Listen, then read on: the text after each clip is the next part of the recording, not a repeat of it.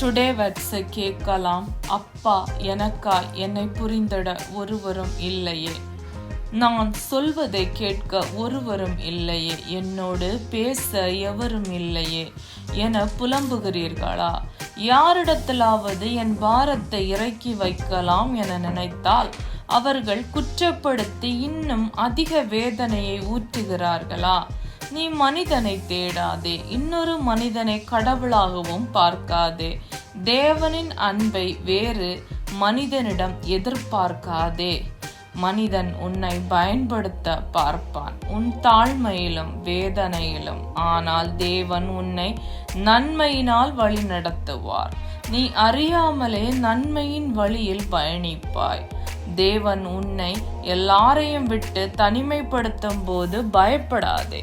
தேவனை ராப்பகலாய் தேடு. நீ உன் கவலையை மற்ற மனிதனோடு பேச எப்படி ஆசைப்படுகிறாயோ அப்படியே தேவனோடு பேசு.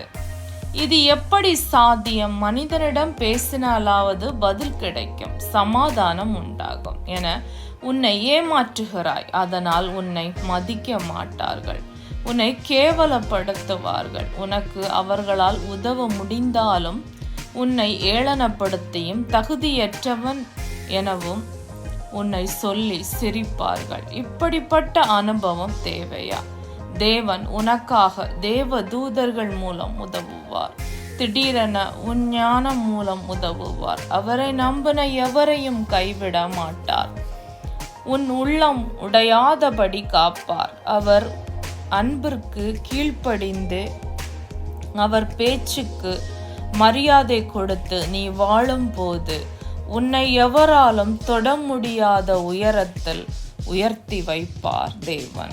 இன்னைக்கான வசனத்தை கேட்கலாம். மத்தேயு 21:22. நீங்கள் விசுவாசம் உள்ளவர்களாய் ஜெபத்திலே எவைகளை கேட்பீர்களோ அவைகளை எல்லாம் பெறுவீர்கள். ஆமேன்.